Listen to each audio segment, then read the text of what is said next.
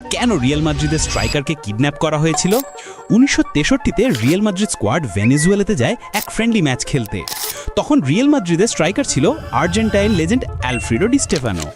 সকাল 6টায় ডি স্টেফানের হোটেলে ভেনেজুয়েলার এক নতুন political party left wing revolutionary group থেকে 4 জন মেম্বার পুলিশ হয়ে সেজে আসে।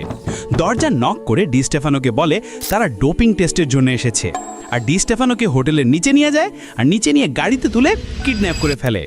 সব নিউজের একই হেডলাইন, ডি স্টেফানো কিডন্যাপ হয়েছে।